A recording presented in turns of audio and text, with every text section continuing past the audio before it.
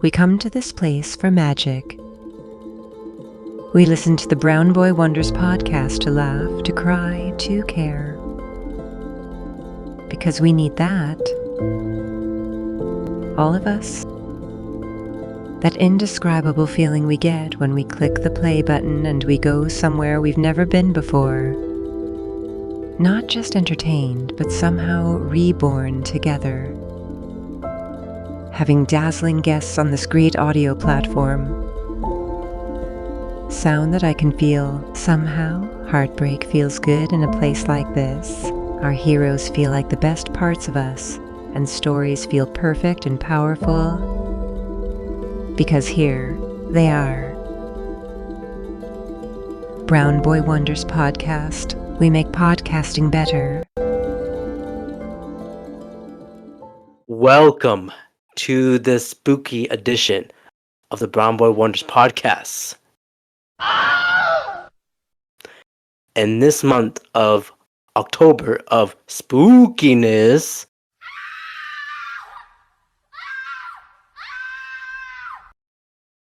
Skyler and I are rewatching all the Saw movies. Right now, we're talking about Saw 4. Skyler, you're here, man. How you doing, man? I'm here. I'm doing good. Do we still do the screams? Are we still Yeah. doing the? So I was pausing. That's where I insert them. Oh, I didn't realize that. See, I still don't hear the screams, so I just gotta have faith that they're there, and then I have to listen back later to have faith that they sound correct.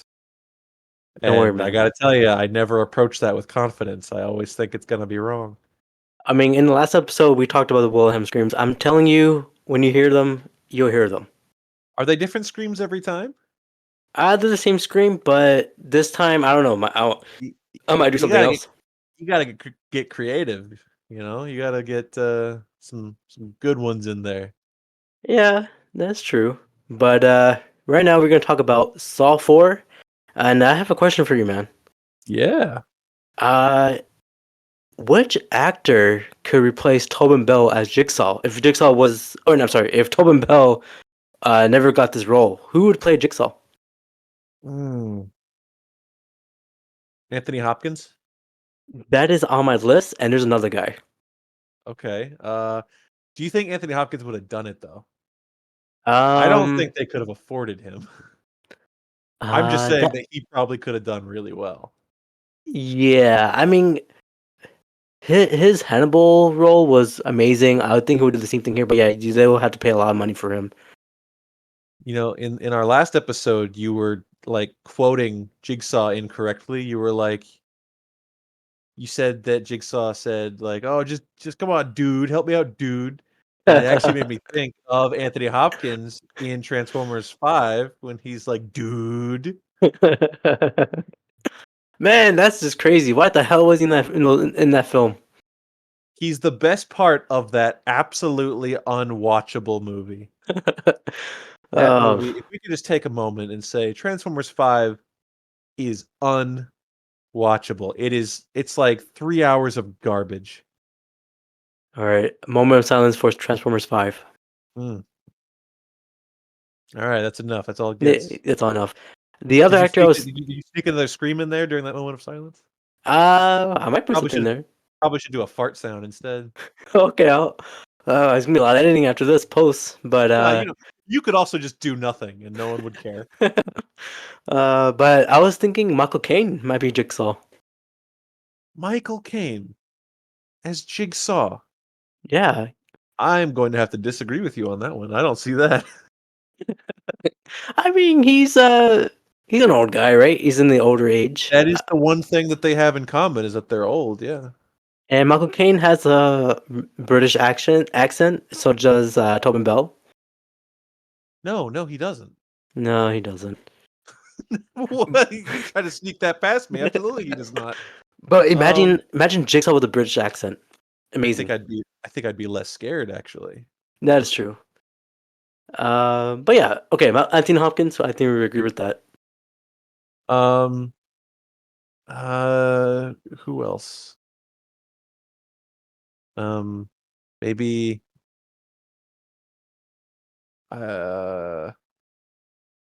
Bryan Cranston. Ooh, He would have been a maybe. lot. You would have been a lot younger back then. Yeah. Not young per se, but younger. That definitely it would have been way before. Isn't during Malcolm in the Middle? Malcolm in the Middle? I Malcolm in the Middle? yeah, 2000 and 5, 6. 4-ish. Yeah, Yeah. would have been around Malcolm in the Middle. But then After his Power Rangers days, but if he but before his other Power Rangers days. yeah, but if he took this role, he would never be Walter White. Uh, that's probably true. Well, then who would have played Walter White? Probably Tobin Bell. Tobin Bell. Oh, that'd There's be a pretty good. universe out there where that happened. I'll be there. I'm But just kind of thinking of like white bald guys now. Patrick Stewart. yeah, Patrick. I mean, he has a British accent. Same thing with Michael Caine. Our friend Steven, who Steven. So was shout out to Steven. I think he'd be a great Jigsaw. how many episodes of your podcast has Steven been on? Just the one? I think 2. You want me to do my impression of Steven? Sure. All right. My name's Steven, and I like to play video games. I like Nintendo, and I like Pokemon. Huh. That's Steven. Shout That's out, Steven. shout out I to hope he Steven. listens. He won't. But but let's go. Let's get into it. Saw 4 came out in 2007. Sir. We have some new cast members. We have some new cast members. Godspeed to Uh, you, Abrar, saying these names. yep. So You we always gotta do a little prayer before Abrar tries to say names. I appreciate it. So we got the actor Scott Patterson as Agent Statham. Is this Statham? Oh man, you were so close. Because you got his actual name right, but then his character's name you got completely wrong. He's not Jason Statham. He's Agent Strom. Oh God, Agent Strong. Yeah. Um. Scott Patterson, who I feel like a lot of people would know from the Gilmore Girls. Yes, he's the guy who wears the cap. Yeah, he does. Um, I like him in these movies, these movies that he's in. I won't spoil how many movies he's in of this series, but I do like him. Yeah, he's a good actor. The next new cast member, we got Athena Carcansian as Uh, Agent Perez. I think you got Athena correct. I think it's Carcanis. Or Canis. Yes, that sounds about right. As Agent Perez. So we got 2 FBI agents in this film. Finally. Yeah, they really walk in this movie like they're Mulder and Scully, don't they? They do. They do. Actually, yeah, they do. And also we got here is Bestie Russell as Jill. All right. It's Betsy Russell. What did I say? You said bestie. Oh, I mean, she is my It's bestie. it's oh, I like that. I like that a lot. And Um, yeah, we also got Louis as Art Blank. Justin is it? It's probably Justin Lewis or Justin Louis. Justin Lee. He kind of looks like Jason Alexander from the Exorcist movies. I'm Do you sorry, see that? what? You know Jason Jason, Alexander? I No, know Jason Alexander. no, I'm. not from Seinfeld. I'm talking about the priest from the old Exorcist movies. Is there someone named Jason Alexander in The Exorcist? I think that's his name. Okay, I'm gonna give that a quick Google, really quick. Quick Google alert! Quick Google alert! We got a Abrar is often right about a lot of things, but it's always safe to fact check him because he's also never right about anything. Hey, Um, I am the Brumber Wonders. yeah, that's okay. That's true.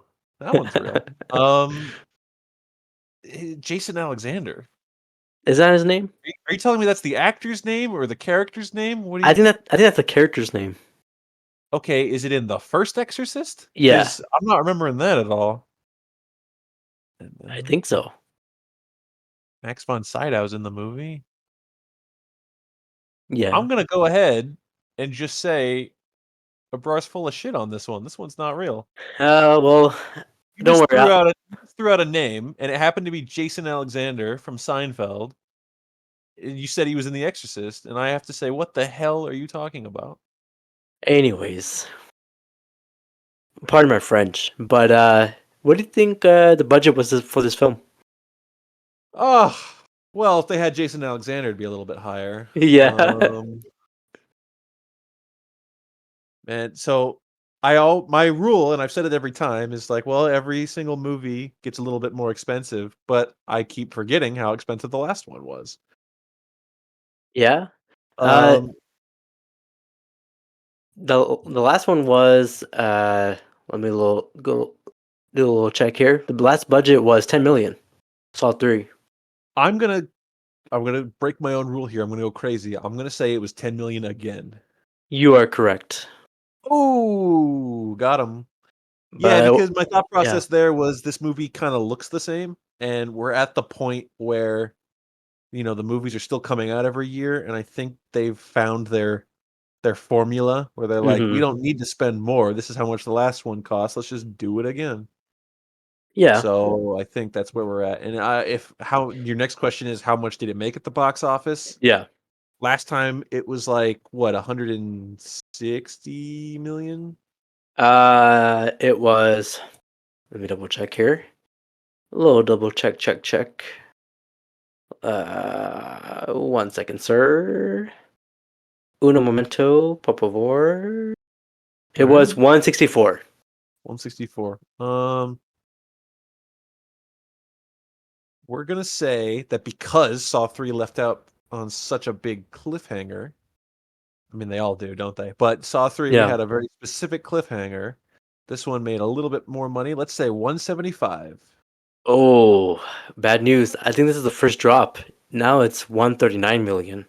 Oh no, it's because of Jeff. Everyone hated Jeff. They're like, we're not Yeah. doing it again. No one liked Jeff in the last one. Oh, Jeff. All right. Oh well. Um, but yeah. What was your thoughts on this film? This film is um it's fine. It's okay. Okay. Uh they our main story throughout, following our main character, Detective Rig, who was in Yes. the last movies. Our main story following him is it's got interesting stuff about it that we'll talk about. Um, the traps in this one they range from okay to kind of boring to pretty gnarly to whatever to kind of stupid. But this one is kind of if the first 3 were like the trilogy of like, yeah, these ones are good to pretty alright, then we're in the start of like, alright, we got the rest to get through now. I'm not Okay. gonna say it's, like, terrible, and I'm not gonna say, like, if I'm watching all the Saw movies, I don't hesitate when it comes to this one. It's like, "Yep, put on Saw 4," but, I think there's, like, a dip in quality here, and we're reaching the point now where every movie because as we said in the last one, John is dead now, he's dead. Yeah. We're reaching the point where we have to come up with ways to get him back in the movie. Like, how do we get John back? We killed him. Why did we kill him? I don't know. We have to get him back. Yeah. Uh, so we do that here. I mean, I still like this film. The gore is still there. I like The gore Riggs. is definitely here. Yeah, I like Riggs' story better than Jeff, of course. Oh, Jeff Um, Jeff sucks, but Rig's pretty all right. yeah, Rick is cool. I like the actor. I don't think he's been in a lot of things, but maybe he was. But I liked him. He's pretty cool in this. Uh, the I think this one stands out with the transitions. Yeah, I alluded to this way back when we talked about Saw 1. Yeah, the transitions on this film, forget about it. It is amazing. It goes nuts. Um, but yeah, let's get into it. So, in the last episode, I forgot to say spoiler alert. by now you guys should know if we're gonna talk about this movie. Yeah. So this movie starts with so at the end of the last one, Jigsaw died, Amanda died, Jeff is trapped, his daughter is trapped or like stuck, not stuck, but she's in a safe Yeah. basically. Dr. Lin died as well. Mm-hmm. So now, since Jigsaw died, now the doctors or they got the body and stuff, and they're doing an autopsy on Jigsaw's body. And Yes, sir. I'll say, same thing as the brain surgery. It's as gruesome as the autopsy is. Yeah, this autopsy looks pretty good except for one part, which I'll talk about in a second, but when they're slicing him open and they like rip open his rib cage and they like peel back his face skin, Yeah, yeah, there's a lot of stuff that looks really good, like impressively cool. Um but then they put his face back and it like flumps over like a big rubber mask. And I yeah. said it to my brother when we were watching it. I was like, that doesn't seem right, but I don't know enough about dead people's skin to dispute it. So I don't know. Uh, I'll say it's kind of on I'm the willing nose. I'm willing to let it slide. Oh, Yeah. on Jigsaw's nose because he Uh, took it off his face. yeah, but they were digging him up, and in his stomach they found a tape. Oh, and then it comically flashes back to him pouring wax on a tape and then shoving it down his throat right before Jeff kills him. Yeah. So first of all, how did he swallow that? Well, the wax definitely helped, didn't it? Because the whole Yeah. idea of pouring the wax over it makes it smooth coated so that you could swallow it, and then he just shoved it down like a bird swallows a worm, I guess. Yeah. I Um, mean, this Jigsaw guy is really like he thinks about everything. he's really the one playing 4D chess. Yeah. He's he's got. I mean, we learned this in this movie and in the two to follow that like all these tests that are gonna happen basically from now on for most of the rest of the series is they're all tests that John planned out and then had someone else execute because he was gonna die. But like down to the every like detail, like, oh, if they do this, then this happens, but if they run away, then this happens. John has it all planned out, and someone else just has to like step by step follow it, and it just happens to be correct.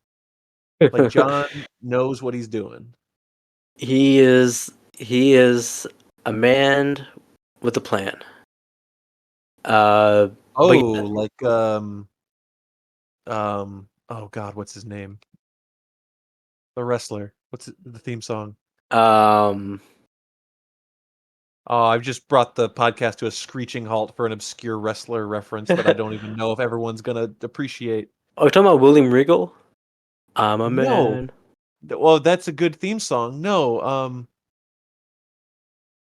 okay, let's just continue, Yeah, and okay, then halfway through our conversation, I will scream out a wrestler's name, and that'll tie this up.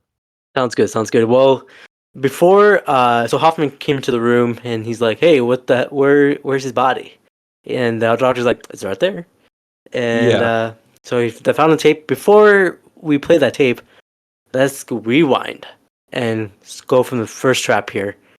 So this one is called the. Sorry if I can't mispronounce this, but it's called the.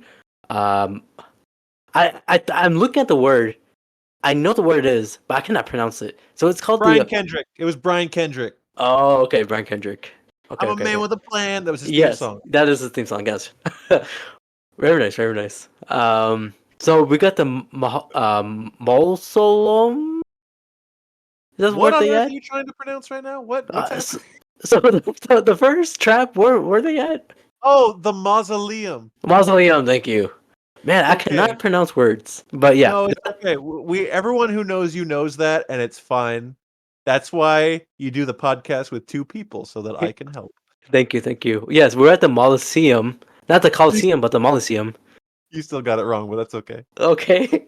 I just called the Molly. How about that? The Molly. No, that's something else. I just called this building, okay? Call it the dead people house. Yeah, the dead people's house. So we got two guys, you know what I'm saying? We got Trevor, and we got, as I said before, Art Blank. Oh yeah. So Trevor, so these guys woke up, right? And they're tied to some machinery in the middle. They're on two opposite ends of the room. Trevor on the left side, he is blind. His eyes are stitched out.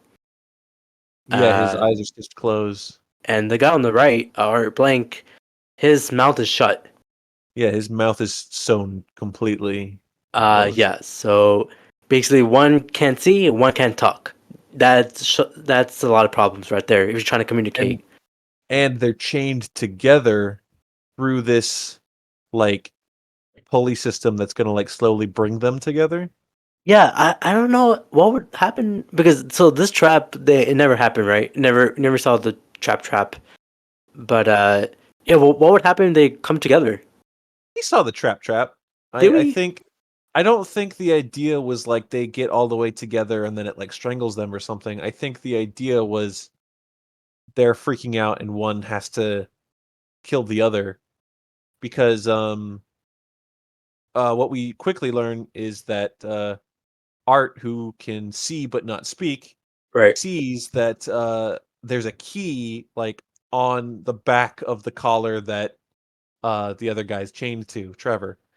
So he's like has no way to communicate. Like, bro, you have a key, and Trevor's freaking out, like throwing haymakers and swinging. I think he gets like some sort of weapon that he just like picks up and he starts swinging it around violently. So Art's trying to get to this key, and then Trevor like stabs Art in the leg, and it makes a really comical like splat sound effect Yeah. when that happens. And that's when like Art says like, all right, all bets are off. I'm just killing this dude. And he kills Trevor. I don't remember how. It's been like a week or two since I watched this movie. You remember how? You just watched it. I watched last week. So he pretty much like he strangled him, and then he like pretty much hit him with like a I forgot what he hit him with, but he hit him with the head, and he just bled out. I do remember that as this is happening and Art's like beating the snot out of Trevor here, I was very, very, very angry because this is the Saw movie where we start using digital blood splatter. Yeah. And it is so noticeable and it's just come on. I don't know if I assume what happened is they filmed this bit and then someone in the editing room was like, I feel like Saw 3 was bloodier than this. Can we add some blood? And just don't. I'd rather there be less blood than digital blood. Digital blood never looks good, and it just makes me angry. Yeah. So he killed him with like a small axe and a hook. Oh, right, okay. And like it went over his it landed on his head. And Yeah. that's how he survived. And then Art gets the key to get himself out, and then the last shot we see of him from this part is he like muscles his way out of the stitches in his mouth and he screams bloody murder because he just ripped stitches out of his mouth. Yeah, that gotta be painful. Yeah, I have a couple things to say about that. Number one, you just got the key. You can leave. Don't Right. do that now. Go get a knife or some scissors. Do it different than that. Oh, that's Surely. true. Number two, if you were going to do that and just rip the stitches open and scream bloody murder, do that before you kill the guy. Yeah. Like, if you had just done that a second ago, like, I guess, Murder's got the adrenaline pumping. He's like, all right, you know what? I can just do it now. If you had done that earlier, you could have said, okay, ow, my mouth hurts, but hey, guy, there's a key on your back. I'm going to come over and take it from you very gently, and we can both get out of here. No, he did the third option, the neither smart options, and killed the guy and then ripped his mouth open. Yeah. It's Now, not. Yeah. Art isn't this dumb through the we come back to Art later and he's no Jeff. Art is no Jeff, No. but he definitely starts off acting a little Jeffy, if you know what I'm talking about. Yeah, I know what you're talking about. But you do make. I can't disagree with you. You do make good points, but all I gotta say is you gotta give the people what they want. Yeah. Art should have given Trevor the people's elbow. Yeah, you're damn right. But Um, a lot uh, of our jokes here are just guy from movie should do wrestling move, and then we laugh. We laugh. Stupid. yes, but so let's get into it, right? So Rig and he saw his partner, or he sees his partner's body, Mhm. Carrie, hanging They when they her ribs were ripped apart. they just found Carrie from the last movie. Yeah, Um, and they're doing this whole bomb squad thing where they send in the little drone robot guy with a little camera, and everyone's posted up all easy because they've learned at this point if you just run in, then like those people from Saw 2, you're gonna get your kneecap shattered by yeah, brick stairs or something. So they're being all extra careful. The second they see it's Carrie, Rig yells, "Carrie!" and he bursts through the door and he just runs in there. And luckily yeah, nothing bad happens, but everyone kind of walks up to him like, dude, how are you kidding me right now? yeah. So his thing is like, he's not patient and No. he just runs to things, and that's what kind of led him to the trap. Yeah, that's what gets him in the hole. It's he's not patient. He doesn't have the forward thinking to be patient, and he's a little obsessive. Not obsessive like Danny Glover, where he's like taping stuff to the walls and wandering around and muttering to himself, but he's obsessive in the fact where he's like, um, Carrie just got killed. We still haven't found Donnie Wahlberg. I'm not going to drop this case, to the point where like all the other people on the force are like, dude, you need to chill out or you're going to get yourself hurt. And his wife is like leaving him. Rig's wife is going to be like, I'm out of here because you're too obsessive and you're not letting it go. I mean, I mean, you got. I feel. I mean, don't you? I feel like Rig. I mean, he's doing his best, but it's just the obsession part that you just mentioned that's Yeah. kind of drove him kind of crazy. He's probably the best cop we've seen in the movies, but he just has this kind of dumb guy tendency to run in. That's perfectly illustrated in this scene. Yeah, I mean, I think Carrie was a pretty good cop. We didn't really see her do much of anything other than stand around a couple times and then get put in an inescapable saw trap. But we know that like Donnie Wahlberg was kind of crooked. He was like planting evidence and stuff, and um but Rig, like his drive is to be a good cop and to save the people. He wants to save everyone, and everyone keeps saying like you can't save everyone, yeah, and if you try to save everyone, you're gonna get yourself killed, and that's what leads us on our journey following Rig throughout this movie. yeah. Pretty much, his trapper game is you gotta save his partners. Yeah, Um, Detective Eric Matthews and Detective Hoffman, because Hoffman and Eric Matthews are trapped. yeah. So Hoffman is kidnapped, and when he wakes up, he is on this silly little device where it's like a scale, kind of like teeter totter type thing Yeah, where Hoffman's on one side and on the other side is Eric Matthews, who, man, this is gonna take a lot of explaining. He is there's a like a collar around his neck that is tied and all the way up to the roof. So if he like falls off what he's standing on, then he like strangles himself and dies. And what he's standing on is a big block of ice, and it's it's slowly melting. And not only if it melts all the way, then Donnie Wahlberg, will strangle. But then the water that melts off the ice cube will like flood the little balance that they're on and go over to Hoffman's side, and it'll hit some wires and it'll electrocute him. So it's this kind of like Tom and Jerry machine. Like it takes a lot of explaining. I mean, if you see it, you get it. but me trying to describe it in this non-visual medium, it's just I feel like an idiot. But um, No, it's fine because it's a weird type of looking trap. But I just want to say, Donnie Wahlberg, man, it's been like what? It's been years or few months? Not a few months, but at least like a I year. mean, as far as Saw fans watching the movies in theaters, it's been 2 years since we last seen him, right? Yeah, It's been a he good chunk of time in the movies. He's got a big beard, his hair's all grown out, and he just looks like hell. He's clearly been like kept in a dirty basement for a while. He's got a big boot on his foot because his foot is just effed. yeah.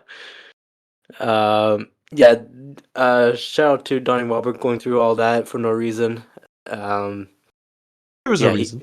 there was a reason. It's just that it's just taking a while. But he's in this trap, and Riggs has about 2 hours to save them. Only two Yeah, hours. yeah. It's kind of an absurdly small amount of time. Like Jeff in the last movie was given an hour, and he only just barely didn't make it because Jeff's an idiot. Like he could have sped run that, especially knowing that he saved nobody anyways. He could have just ran through all the rooms and then been done in like 15 minutes, I bet. But Rig is given 2 hours, and his stuff involves going all over town. He's got multiple places to go to. He does. And that's kind of an interesting part of this movie where he's not um trapped in anything other than his obsession to save Donnie Wahlberg. Like that is the only reason he hasn't called anyone for backup or said where he is or where he's going. Because he easily could, and it all plays back to his fatal flaw. That he's the guy that runs in, you know? Yeah. Before we get into that, let's get back to the two FBI agents. Yep.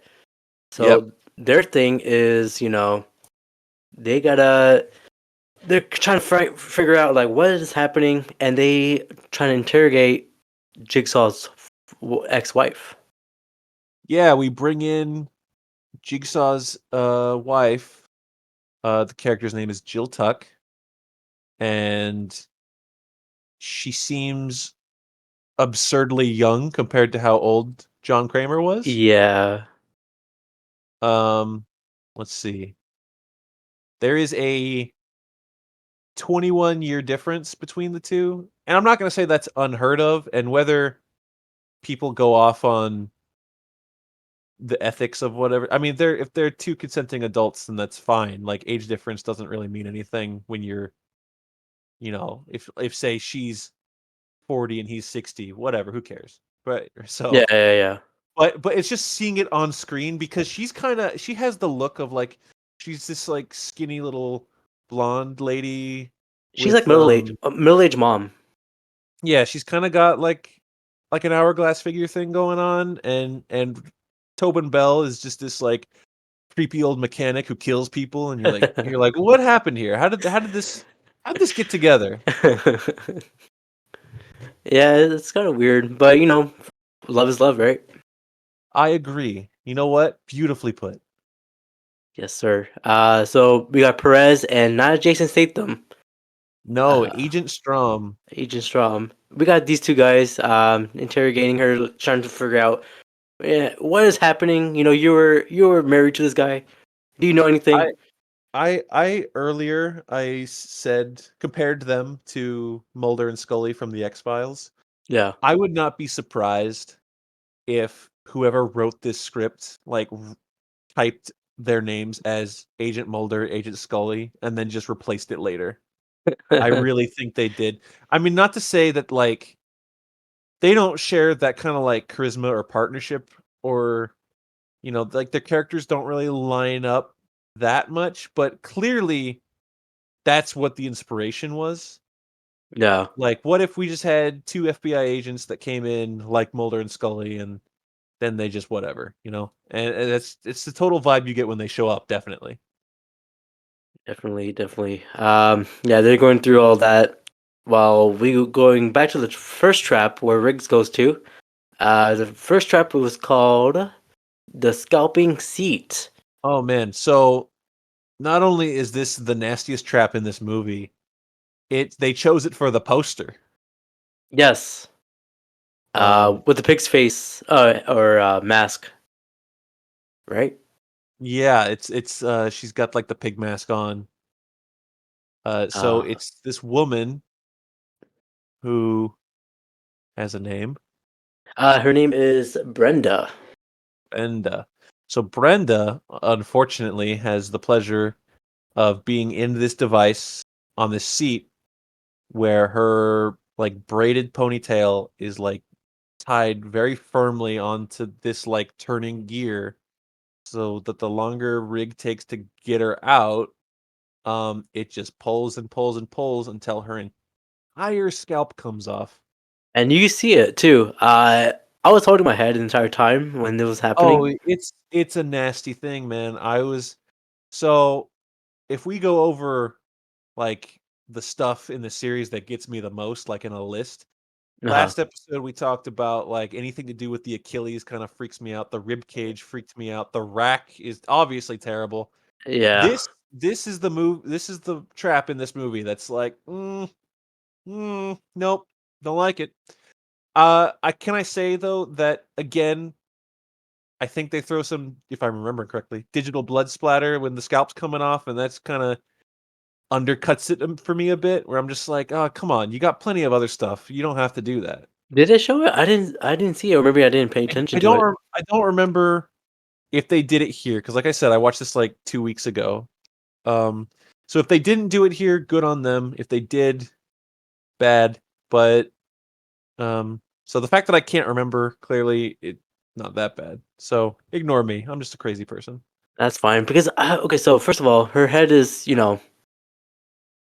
almost looks gone. nasty. The prosthetic that they're doing, it looks nasty. It's Not.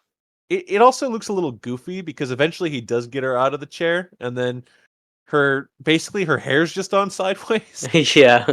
and she's got like blood dripping down her face and whatever. And it does look a little comical once she's out of the chair, but just watching the skin tear and um it slide back and just the exposed nastiness. It's not a good. I'm getting like a headache just thinking about it. Actually, Yeah. The thing is, like, when that was happening, her hair's going through. Shouldn't Riggs get like scissors and cut her hair? So, or would that like explode or something? I don't know. well, what we always say is you have to play by the rules, Right. and so it's possible that if he had like found a knife and then like cut her ponytail off, then like a trap door in the ceiling would have released a bunch of spiders on him or something. Who knows? But I personally think there's a part where he's like, "Don't worry, I'm gonna stop it," and he like shoots the gears. He shoots the Yeah. device with his gun, and I'm thinking like, dude, just shoot the ponytail, right? Got to do Uh, something. will bullet go through hair? Well, a bullet would go through a rope. You've seen that in movies tons, right? Like in Yeah. westerns, if someone's Yeah. hanging there and someone shoots the rope, well, her hair's tied super tight like a rope, right? Like the fibers of a That might. rope. So I think if he had like fired off two shots, I think enough of the hair would have frayed and broken that she would have been fine. I guess, but Riggs pretty much saved her. He shot, as you said, he shot the gears. He, But well, shooting the gears didn't save her. It stopped for a yeah, second, and he had a dumb guy like, "I did it," and then it just started turning faster. yeah, yeah. He But eventually figured out that there's numbers on like the gears that are a combination to get her out, and that's what he did. And she's like bleeding horribly on the ground once he gets her off the chair, and he's like, I saved you. Don't worry, I'm gonna go do something." And then she gets to her part. You want to say what she does? yeah, so pretty much, she has a tape where if the officer saves you, you have to kill him. And that's a big thing because Riggs didn't know what's going on, and so he was pretty much fighting the person who he just saved. And there was a cool Yes. trans. So the reason we'll say the reason why Yeah. she tried to kill him, is because when Riggs walked in the room, there's pictures all over the room of her doing nefarious acts, Oh, right. I and forgot about that. the tape basically reveals like this woman Brenda is a pimp Yeah. for girls who are Lady of the Night. not old enough to have a pimp. These girls, Yeah. it's yeah. So the Jigsaw's tape says like there's enough evidence here to put you away like forever. If you want to go free, kill this guy. Yeah. And what he says is like the tool to do it is like in the cabinet under the television. It doesn't say it's a knife. I'm sure when she got out and saw it was a knife, she was kind of mad because if she had known it was a knife, she probably would have said, "Get the knife and cut my hair." Oh man, you are correct. But no, she I think at the point that the entire top of my head is no longer attached to my body, I don't care about going to prison. I wouldn't have the strength to try to half-ass kill this cop that just saved me. I don't know, but she does try. She gets the knife and starts swinging it at him, and then this leads to the little fight that has the transition you were just going to talk about. Yes. So they're fighting, and then I think Riggs, um, like threw her to. I want to say the window, but the It was window. a mirror. It was a mirror. Okay, it was a mirror. Yes. So it was she threw it to the mirror, and the mirror transitioned to an opening door. And I would say that is the coolest shot in this whole, probably the whole series. It's amazing. I'm trying to think of a series like because you want to say it almost doesn't even belong in Saw. It goes hand in hand with the car shot from the first movie. Yeah. I'm trying to think of another series where this would be appropriate in. I can't think of one. I think I just wish Saw did this more. Yeah. I think they put so much. So I saw like this montage. So I was watching this film, then later back, I was like, let me look at the transitions. So I check on YouTube again, and like I feel like it's like every scene pretty much is like a transition. Yeah, Um, yeah, this had the most transitions in the whole series. But which is yes, weird because the director Darren Lynn Bousman, he's the one that did Saw 2, 3, and 4. yeah, So why didn't Saw 2 and 3 have this? Is it the cinematography guy? maybe, David A. Armstrong? What let me He also did Saw 2 and Saw 3 and Saw 4 and Saw 5 and Saw 6. So what I'm saying is why didn't we get this in other stuff? Why maybe, is it just here? maybe they want to try something, and then maybe people didn't like it, so they just stopped doing it. That's insane. I think they struck gold here as far as the transitions. Transitions are definitely the best part of this movie. Definitely, definitely. So we pretty much so in that transition, we went back to the FBI's and Jigsaw's ex-wife, and they were explaining what happened with Jigsaw and Jill. Pretty much like their relationship was kind of like it's kind of weird, I guess, because Jigsaw didn't want to tell her what he was doing the entire time.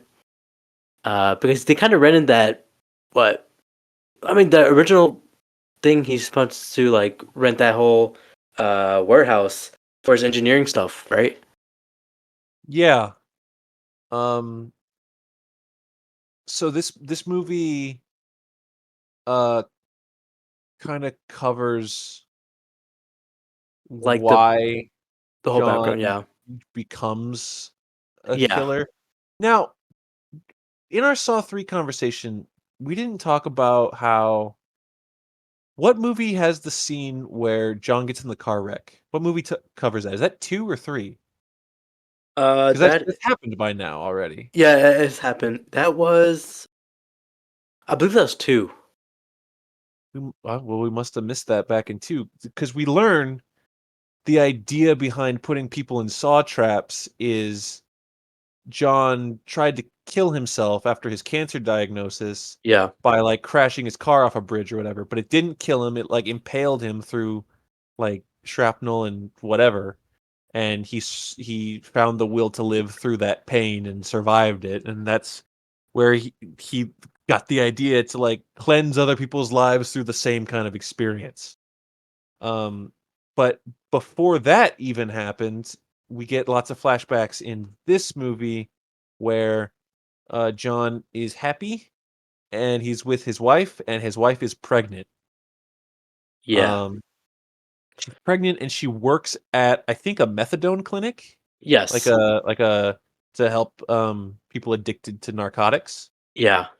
And there's a point, a rather uncomfortable point, where one of these I will lovingly call smackheads comes in and he like, "Oh, let me in. I forgot my jacket." Like as they're closing, and Yeah. his Jigsaw's pregnant wife is like, "Oh, I just gotta leave and go home and be pregnant." He's like, "Oh, I left my jacket. Can you please let me back in?" And she's like, I'll go get your jacket." And First of all, he's a weird guy. his name is Cecil. Cecil Adams. Uh, Yeah, he's kind of like skeevy a little bit. yeah. We introduced to him in one flashback, and then it's this flashback where he's like, "Oh, just let me inside," and then he essentially ends up busting his Robbing? way in, and then Yeah. like holding a gun or a knife to her, and then being like, "I'm gonna go steal all the methadone you got, idiot!" And then she runs in, or he runs in, and I don't know why she stuck around at this point. Like it's her job to protect the clinic, the big Yeah. pregnant woman. She She should just leave. probably should have waddled her way outside and told John like, "Hey, the place is getting robbed. Call the police." But she stood there, and waited, and then she kind of walked forward and was like, "Cecil," and then Cecil kicks the door in, and very uncomfortably, the door smacks into her big pregnant belly, which causes like an immediate miscarriage. Yeah. Um, That was kind of sad. Also, meanwhile, the Jigsaw was, waiting for her in the alley. That's weird that they had to leave in the back alley. Why not just in the front? this entire city is back alleys. This entire city Ye- is awful back alleys and abandoned warehouses. Yeah, it's weird. Meanwhile, that was happening. Jigsaw had his window open, and I think a lady Oh, just came by. well, it wasn't just a lady. It was the girl from Saw 2. Yes, yes, It you're was, right. the dumb one that put her hand in the razor blade boxes. Yeah, I forgot her name, but yeah, that was her and She was she was Jigsaw. being she was being a lady of the night, and she was like, "Hey, Jigsaw, you wanna, pay for services?" And he's like, "You No. know what this building is? It's a building that helps people, and one day I'm gonna help you. Get out of here." uh, um, that Yes. happened. Yeah, So, yeah, so, John witnessed, like, this horrible miscarriage of his little baby who he was gonna call Gideon. yes. Which I want to point out, John was going to name his baby boy after like he was so proud to name it after like a steelworkers warehouse that he built. I'm like, what? You're naming it after like the first thing you built, but it's like a company brand name. That's your son, dude. Yeah, It's weird. he's proud of his work, He's Yeah, an but engineer. okay. But Abrar, if you were a construction worker and your Yeah, first ever job was to build a Burger King, right. you're not going to name your son Burger King. I probably call him like B. If it was a McDonald's, would you call your son Ronald? Maybe, or Mickey Ronald Vermont? D's. Doesn't sound so bad, I guess. No. But yeah, so that flashback happened, and we're back to the present where Riggs is still going through his tests, and the next trap. This one is kind of like ew. The Oh, next, yeah. yeah, this one is Rick's next trap was the bedroom trap, Mm. and the guy. Oh man, so this is a big disgusting guy. He was pretty much like, what can I say? He would, if I'll just rip the Band-Aid off and I'll say he was a rapist. Yes, thank you. Yeah. So this kind of goes into why I kind of like think this movie is like for some reason this is the movie where they were like, now we're gonna talk about sex crimes Yeah, because the first lady, she was like a pimp for underage girls, which is nasty, and then this guy has like recordings of him like assaulting women, which is nasty, and yeah, um the next one isn't sexual per se, but it is domestic abuse. yes. So that's, well, I don't know. Is there implied sexual abuse? I certainly hope not. But yeah, this one is the one where it's just like none of the other Saw movies do this. It's just this And one. I'm not gonna say they have no right to. I'm just saying it feels weird that it was just like, all right, we're in the fourth movie now. Now we're gonna do sexual crimes, and then everyone felt gross, and they're like, oh, we're never gonna do it again. I appreciate that they never do it again because it just doesn't work here, really. It's just No. it's a different kind. You know what I'll say, and maybe other people watch this and don't feel the same way, or maybe I'm crazy, but it's the wrong kind of uncomfortable for a Saw movie. Yeah, you're not enjoying it. No, definitely not. You, And you, and, you, and plus, it does this thing where I think you kind of like lose the point of the trap once you learn, like, because what this trap is for Rig, what this test is for Rig, 'cause it's not a trap for him. yeah, He has to hook this guy into his own trap, where he has to yeah, chain him down to the bed, presumably the bed where he committed horrific crimes. And he has to like hook him up to this device where you push a button to have like a little scythe come down and pierce your eye out. And if he pierces both his eyes out, he gets to leave. And if he doesn't do it in time, then all the chains rip him apart, right? yeah. Or like just Um, dismember him.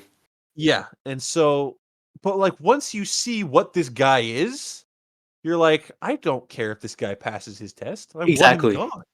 You're like Yeah, completely disconnected from the idea. I feel nothing for this guy he experiencing deserved it. it. Absolutely. So I think you kind of lose yourself in that once you add that, because like uh there are people in like Saw 2 that were like, oh, I'm a drug dealer, or the guy from Saw 1 that called in sick from work. Oh Compare god. him to this guy, right? Oh my god. Like, how is that fair for that guy that got lit on fire because he called out of work one day, and this guy is doing the most foul thing you can even imagine, The worst thing. and yeah, and then For- it's not on the same level. Yeah, I didn't enjoy this trap. I'm glad he was like dead. But Yeah, yeah, he kind of looked like the Peter Griffin. yeah. Okay, Yeah. I was like, why is Peter doing this stuff? That's not good. that's, you know what? I'm not gonna disagree with you in the sense that he was a round, fat white guy Yeah. wearing a white t-shirt. Yeah, also don't wear white beaters if you're that big. It does not Well, look good. yeah, yeah. You don't look good. I mean, you look like a bad guy. I think he Uh, was supposed to not look good. yeah, sure. Because that's another thing. I think they, making the movie, they wanted to make him like a caricature of a disgusting, gross man. Yeah, Because obviously, the fact that he's a rapist, that's gross enough. But then yeah, they're like, they hired a rather plus size gentleman, shall we say, sure. and they made him like sweaty and put him in the tiniest wife beater possible, and he's just lumbering around. Yeah, he's like balding too. They uh, went out of their way to make this guy not look so good. What is the guy's name? his name I is Alvin I Lansness. I Ivan. His name is Ivan. Ivan. What did I say? You said Alvin. I don't know. I Alvin. don't even know. Yeah, there you go. But yeah, I'm glad he's gone. Riggs is on the next thing. Uh, the next thing was what you mentioned was it's called a spike trap. Hold up, hold up, hold up. Yeah. I may have some breaking important news here. What happened? This guy might have a YouTube channel. Oh no. Is he does not look the same or He looks the same. Oh. Oh, no. This is not his YouTube channel. This is a YouTube video that features him for some video that does not have a lot of views. Oh All right. no. This may not be that big of breaking news. This is like the equivalent of like me being on your podcast because I was in some movies, you know? Hey, But you're you a know what? celebrity. I never played a rapist Thank that God. you know of. Yeah. So, um, Also, like, to take that role, come on now. I think I know it's acting, but I don't know. It's just weird. Uh, but yeah, Riggs on to his next thing is called the spike trap. It's between those two people where so they're in this predicament because Riggs, uh, did he slap the guy? so yeah, we learn via flashback that there's a situation at like a elementary school or Yeah. something where was he a Did he? teacher? He was like a principal, I believe. It's what it implied. He's like a principal, but then like his wife is there. Does his wife work there too? It's not very clear, and No. it's why this movie is worse than the other ones. But basically, there's this guy at this elementary school who is either the principal or the parent of a student, or potentially both. I don't really know, but he's physically abusive towards this little girl. Yeah. It implies it's like like a teacher like beating or God, I hope not molesting this little girl, No. but she's got bruises and stuff, and he acts all creepy, like telling her to shush and stuff like that. And he says something off color to Rig, and Rig just decides to knock his lights out. Which, He duked him out. yeah, um, but the point is, it's this guy from Rig's past that we now know is like abusive some way or another. Turns out he's also abusive to his wife, Yeah. and so the trap here that we get to is the wife and the guy are pierced together through like Look at some spears. metal spikes. They're like there's like construction like rebar pipes or Yeah, something. yeah, yeah, yeah. Um and the gimmick is they're stabbed through her like non-lethally. Like they're not puncturing anything important through her. But through him they're hitting a bunch of like major arteries. Uh-huh. And if she pulls them out, she'll save herself and kill him. Yeah. And the idea for her is like rid yourself of your abuser, which she almost immediately does. She does not hesitate, which props to her. Yes. Um The, uh so by the time that Rig gets there, the guy's already dead and she only has like one spike remaining. She's basically won. And Rig like helps her pull out the last one. And as far as like the test for Rig, this is the entire test for him tonight has just been like um learning, kind of like an indoctrination, like, hey dude, you should be Jigsaw kind of thing, you yeah, know? yeah, yeah. Like the first one is he helps this lady who doesn't deserve to be helped, and then she tries to kill him.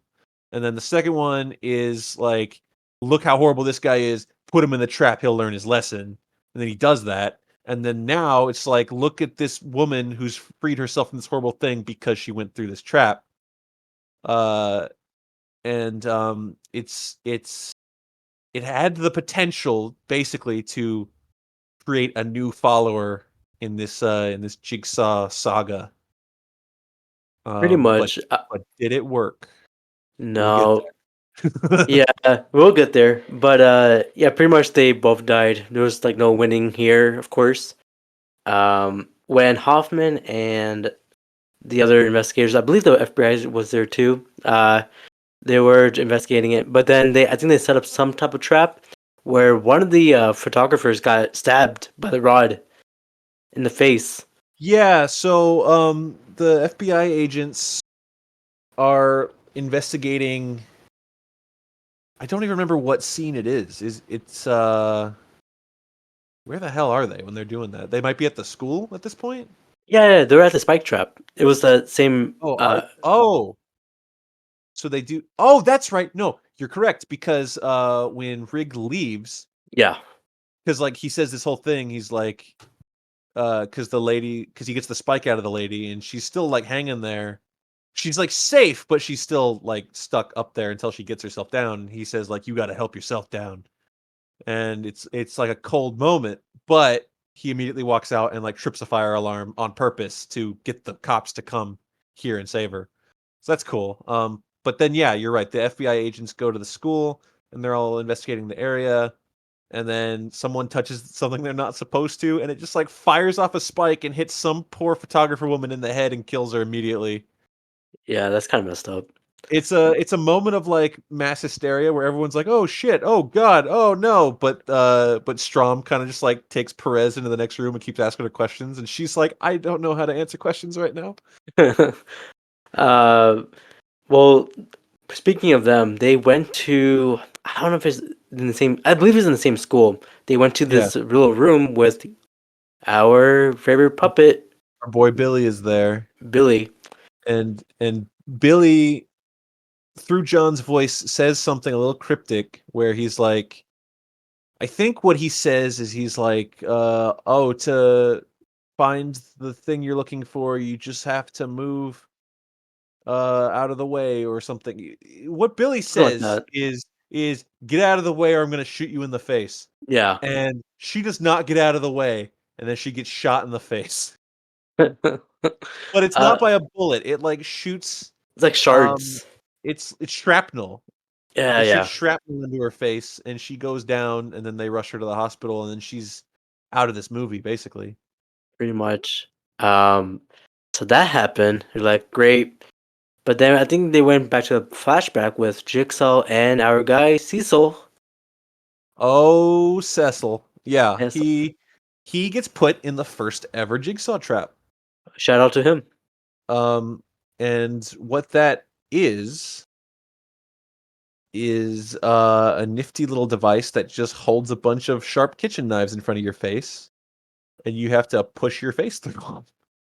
It's very simple, but Yeah. it looks like it hurts.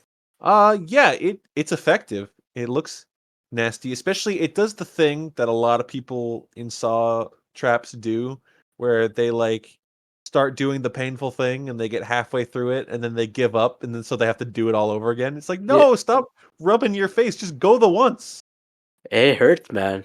Yeah, but yeah, so he's tied to this chair, he can't move his arms, and he has to get his face through these like knives to what was it? To get a key to press a button. It was something. It was something like that. Pretty much he went through those knives. He's all cut and bloody.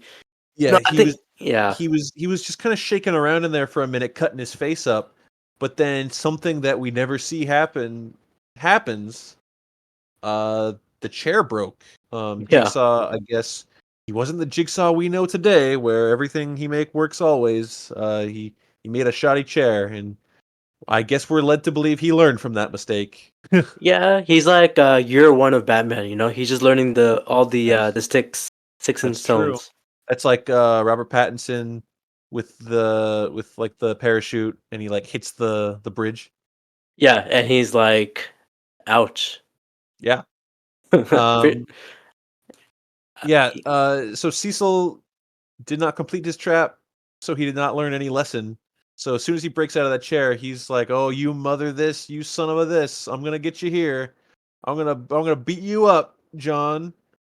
And then John like very easily sidesteps him, and Cecil just like tumbles into like a big bed of razor wire, and we assume dies in there. I guess so. I'll say he's an idiot. I mean, come on now. Uh, Yeah, he he's an idiot. John Kramer just weaved him, and he just went into that trap. So he yeah. basically made. So I think he wanted. He was expecting that maybe for the first trap for him to succeed.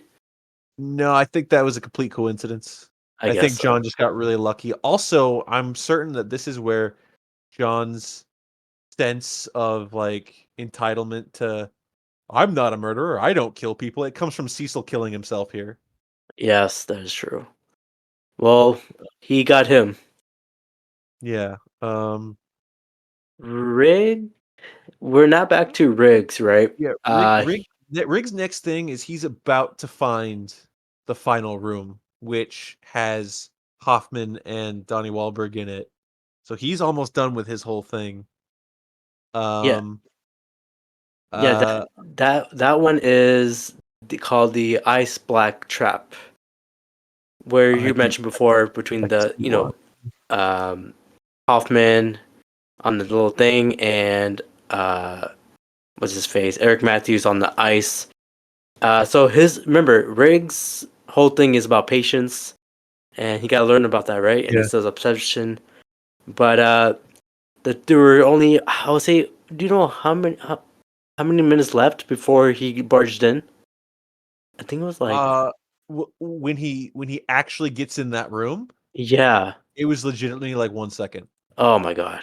Yeah, it was tragically close. I'm trying to remember at this point because the other thing that ends this movie is what Strom doing, and so obviously Perez is taken to the hospital. Yeah. Um, but Strom, how does Strom get to where he goes? I do not remember that. He, I think he was giving clues of where was the warehouse was. Oh, that's right. He wasn't supposed to find out because he's not on any test yet. He wasn't Yeah. supposed to get there. He pieced together what I made fun of earlier, the fact that his son's name was Gideon and then the Gideon warehouse. Yes. So Yes. he's like, I'm gonna go to the Gideon warehouse, and that's where he goes. So this is all it's doing the Saw thing where two things are happening at once. So we're gonna pick one, go with that first. I guess we'll do the rig thing first. Yeah, this is the rig. So Rick found out where both the detectives are. Mhm. So the thing is, remember, if once the 2 hours are done, Hoffman and Matthews are saved. Also, with the guy who's controlling this thing is Yeah, the Art Blank guy. yeah. The Uh, the guy with his mouth stitched shut in the beginning. We learn a little bit earlier through again more flashbacks that Art was like John's lawyer, yes, and they were like business partners or whatever, and um, so they knew each other. And Art basically is the Zepp of this movie. yes, I agree. Um, it's funny actually when it's revealed because Art's in the whole thing. We're only just talking about him now in this trap, but he's with Hoffman and Donnie Wahlberg the whole time, and he's like wearing a beanie and like a big jacket, and I don't know if we're supposed to not know who he is, Yeah, I but don't think so. he has big scars on his mouth Yeah, from when he ripped his mouth open. yeah. So immediately I'm like, yeah, that's the guy. But then there's a part where he like takes the beanie off, and it like very quickly like flashes back to the mouth ripping open part, and I'm like, oh, was I not supposed to know that?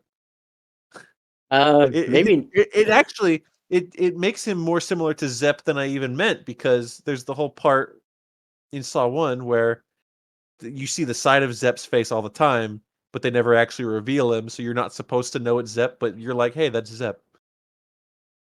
Yeah, pretty It's very much. similar. It is But similar from the first one. yeah, so when he takes the big jacket off, he's got like this big device on him that's clearly like, oh, he's still in his own game. Yeah. So we His trap is called the Spine Cutters. ooh, well, they don't in the movie they never even really explained what that device would have done. No, they I didn't. mean, obviously the name kind of gets that across. I didn't know it was called that. It says here these pliers will aimed at Art's neck and would cut his spine if he didn't follow the orders given to him. It makes sense. Ouch. Makes sense. So what Art does is he's been overseeing this the entire time and stopping Donnie Wahlberg from falling off the ice the whole time. And at this point, he walks up to Donnie Wahlberg and he's like, "All right, the game's almost over. Uh, take this, and he gives him a gun, puts it in his hand, and he's like, "You're gonna want to stop anyone from coming through that door right there." Man. And at this point, we see that the door is rigged up with some sort of like wire or something. It's rigged to a device that should anyone bust through the door, something's gonna happen with a big like block of ice above Donnie Wahlberg. Yeah. Um, and basically, as we've echoed a few times through this discussion, Riggs' entire lesson he was supposed to learn is don't be obsessed, run through, like don't be the first to the door, let people save themselves. Yeah. Be Like patient. like like I do, like Jigsaw does. Let them Yeah. save themselves. Be Yeah. patient. Uh Rig obtained like none of that knowledge. He didn't listen a single word apparently the whole night. He kicks that door down. Donnie Wahlberg shoots him in the arm. Yeah.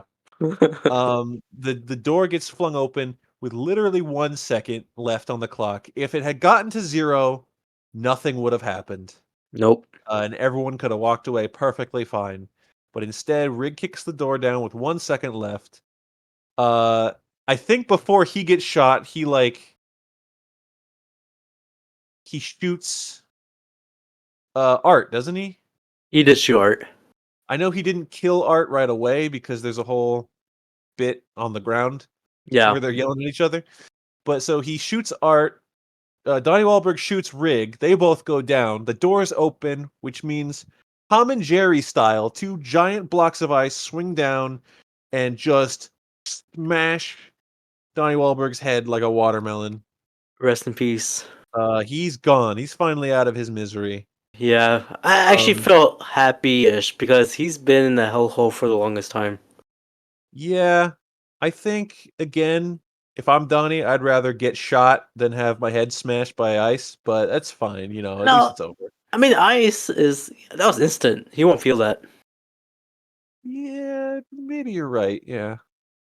because you get But shot. so Well, he did feel all that pain from his foot, but true, that's true. So, Rig is down, Art is down, Donnie's dead, and it leaves Hoffman to fry in the water and electricity and stuff. So Rig and Art are like having like a little standoff on the ground where Rig is like starting to bleed out, and he's like holding the gun on Art, and he's like, "Show me your fucking hands, don't move, whatever." And Art's just like, "Dude, I'm just trying to press play on this tape recorder," and Rig shoots him in the head. So Art's gone now, and the tape recorder starts playing. He's like, "Hello, Detective Rig. If you're listening to this, that means you failed the test, and I'm very disappointed in you." Um, Yada yada. You did not learn to not run through the door. It's everything that we already talked about. How he didn't yeah. learn his lesson. And then the big twist here. The big twist was Hoffman just got off the little thing and he was behind the He's whole thing. he's our new Jigsaw, Detective Hoffman. Oh yes. He was never in any danger. I don't even think he was tied down. He was just sitting there. Probably. It clearly did not electrocute him. That was fake. He gets up and he I guess he kills Rig, right? He killed. No, he left him alone. I mean, he was bleeding out, so he just Yeah, so left I mean, him. it's we know that Rig dies, but I guess he just bleeds out. Yeah. Yeah, I think he gives him the game over type dealio. I know. Yeah. So Rig failed. He's gone. He dies, and the rest of the twist comes in on Strom's end. Yes. Um, where he gets to the building that he thinks he's gonna find everything at, and he makes it through this warehouse, and he comes across a gnarly scene of a woman whose head has been turned into chili, and there's a dead lady on the ground, and there's a dead John Kramer on a table, and there's a dumbass holding a gun and a saw, and that dumbass is Jeff. Yep. And the twist is this movie has been happening concurrent to Saw 3. It's all at the same time. I just want to say, John Kramer doing two people's tests at the same time. Man, he had to get it in because he was busy. He was on his way out, Yeah, but the thing is, all that planning. How long did that take? He's a smart guy. I don't know. Yeah, I don't know. But So the end of Jeff's story is that Strom shoots him. yes. Jeff is like, I gotta get my daughter, and Strom just shoots him, and he's gone. I'm guessing that daughter died. You would guess incorrectly, and we'll get to that in the next movie. Oh, I'll watch that. But yes, so let's rewind back to what we first talked about, the autopsy. So when Hoffman played the tape in his stomach, it basically said, Hoffman, you're the new guy. You're taking control of everything. Yeah. And it was vaguely threatening too, because yes, the tape was saying stuff like, "You think you will walk away untested." So we'll see how that plays out. the thing that kind of made me piss is in that tape he said to Hoffman, "All right, the games is just getting started, dude. This is the fourth film." We got more to go. We got all the way to 10 this year. Oh my goodness. 4 isn't even halfway. Yeah, so another kind of semi-twist, I guess. It's kind of funny at this point, is that the warehouse that Donnie Wahlberg's at and Rig just died in and all this other stuff.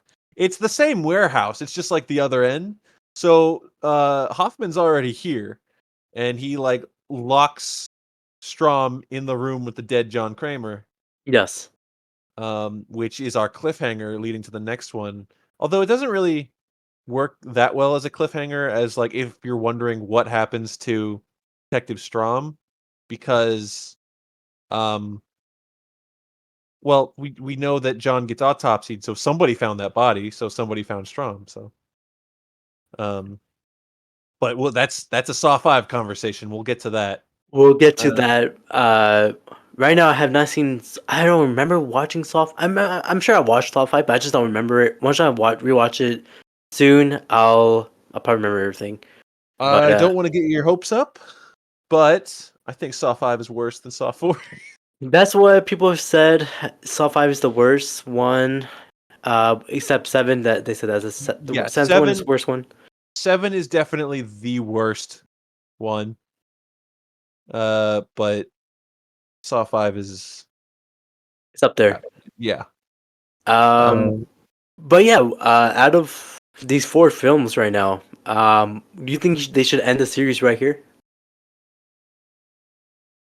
No, I don't think they have any reason to. I think at this point in time, I mean, obviously they're getting to a point storyline wise where, like I said, they're reaching. They're like, how do we get John back in the movie? How do we whatever? But I already said I like Hoffman, and I kind of like how they use him a bit, and the fan base at this point in 2007, right? Fan base is still there. They're still getting over $100 million a movie, so they really had no reason to stop at this point. So no, I think they can keep going. If I were back then in 2007 and I was able to give them like one piece of advice, I would just be like, please don't make one 3D. Don't do it. But they wouldn't have listened. No, man. It was we're almost to that time where 3D was a thing. Oh man, especially in horror films. There was like My Bloody Valentine 3D. Oh, yeah. Piranha 3D. Yeah. 3D. I mean, 3D was really popular in that time thanks to Avatar. Yes. Shout out to Avatar. Did that. And that's why for like 10 years, like sometimes you just have to put up with any random movie being in 3D. Like I think when I saw like Thor 2, it was in 3D. I didn't want to see Thor 2 in 3D, but I did because it was like the only way to see it on like that day. And I'm like, God damn it! How was it in 3D? pointless. It was it was No. There was that one scene in Thor 2, like they show like, oh, it's 3D. You know that, like when he was trying to get his hammer or something. well, it no, pointless. Like a movie like I'll say at least Avatar, one of their main points of making that movie was that they were gonna make it 3D, so they like Yeah, knew what they were doing. Every other movie being post converted to 3D, it's like pointless, and it's just a way to charge like $15 for a ticket instead of $10 for a ticket. Although now here we are in 2023, and a lot of places 15 is just the normal price. yeah. And also, But 3D movies are not a thing ish anymore. thank the Lord, thank Uh, goodness. I don't like 3D as a gimmick when you're a kid. Like there was Spy Kids 3D and Shark Boy and Lava Girl, right? And yeah, little kids are like, haha, 3D, I get it. Um, but like if you look at history of movies, it's funny that we're talking about this at the end of Saw 4 and not actually doing Saw 7. Oh well. But if you look at the history of movies, like every movie that's slapped 3D on for the gimmick, like Jaws 3D, Friday the 13th 3D, um, it always sucks. It's never good, and it only leads to crap where people are just like, "Oh, look how in your face we are because we're 3D. This guy's head exploded and an eyeball flies at you." Who cares? This is yeah. awful. I think You're yeah. just ruining the movie. Final Destination was also in 3D as well. That's another conversation.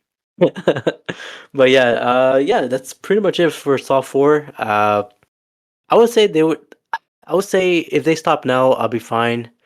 But yeah, actually, the fourth one we mentioned like all the sex things, but Yeah. besides all that, the story wise, I thought it was still good. Yeah, Um, I think the reason that this movie kind of skates by this movie gets another 3 stars from me. mhm. I think it's probably on the lower side of 3. Like if Saw 3 was almost 3.5, well this is almost 2.5. Oh, wow. Um it gets a 3 for me because I like Rig. I think like for the most part his story that he goes through in this is kind of interesting. Um the hair trap is something. It's Yeah. it's it's definitely the gnarly trap that what I think of when I think of this movie. I like the FBI agents. But yeah, the sexual abuse stuff in this movie is just uncomfortable and it doesn't really fit in this series. And um, Yeah, yeah, honestly, oh, the I think the reason why this movie got like that half point bump and why it's not 2.5 and why it's 3 instead, it's because Donnie Wahlberg's here and he's just a comforting presence I agree with that. until he gets his head smashed by a big block of ice. That's just terrible. Mm. I would give it. So I gave Saw 1 5 out of 5. Mhm. Saw 2, I gave like a 4 out of 5 or something like that. Same thing with Saw 3, I gave 5 out of 5. This one, I am giving it a 3 Mm. or Yeah. 3.5. I just love the transitions. That was the best part. Transitions are really good. I won't deny that. Yeah. Other than that, this movie was alright. But yeah, that's pretty much it for Saw 4 here. Next episode or whenever it will be Saw 5 and then Saw 6, then Saw 7, and it's Jigsaw, and then Spiral, and then Saw 10. We're Oh almost there. man, I'm really excited to talk about one of those movies. Very nice. We're halfway there, We're almost done with October.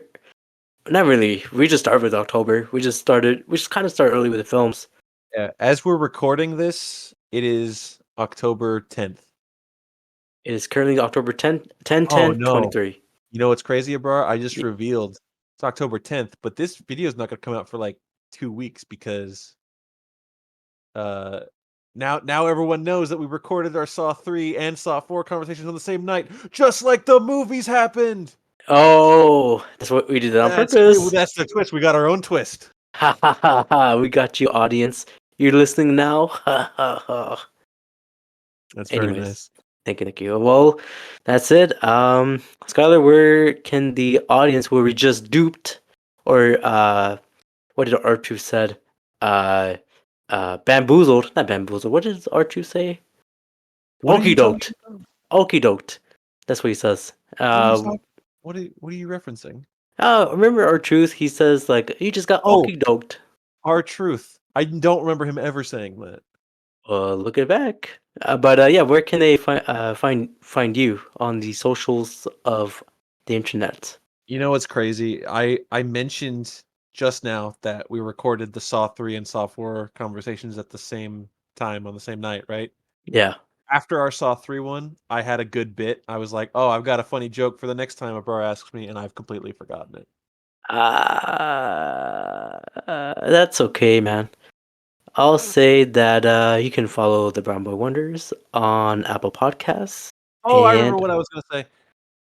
I was gonna say you can find me on the Brown Boy Wonders YouTube channel. let's not bring that up. Everyone go check that out. Everyone, Let's let's go look up the Brown Boy Wonders. He did a cover of what's that song? Hotline Bling? Hotline Bling. Yeah, he did a cover of that. Everyone go listen to that. It's really good. It's a Brar's Okay, YouTube channel. okay. I'll tell you right now. It's my cover of Hotline Bling is called, Don't tell them what it's called. Let them find out. but it's Let them related find out. to Zepp's toilet. No, it is. It very much is. It's the theme song for Zepp's Toilet. But here's what I want everyone to do. This is a good test too. This is the audience's test. If Oh, if anyone's listened this far, and you enjoyed this program at all, go to the Brown Boy Wonders, all one word, YouTube channel. Go to the video. I guess now you should say what it's called so they know where to go to. it's called The Poopy Stinks. There you go.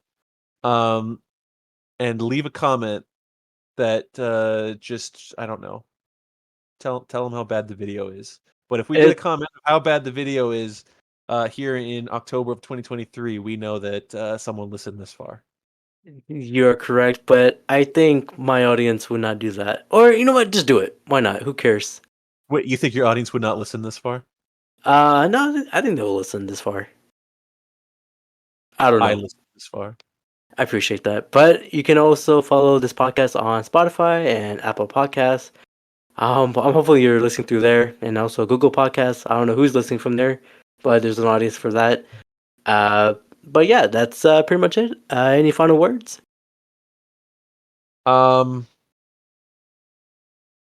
No. All right, on three we'll say no. Ready? Okay. 3, 2, 1. Yes. Yes. Ah.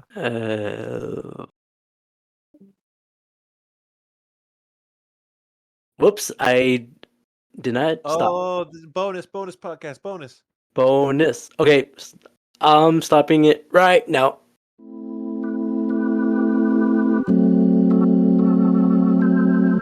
Bing bang.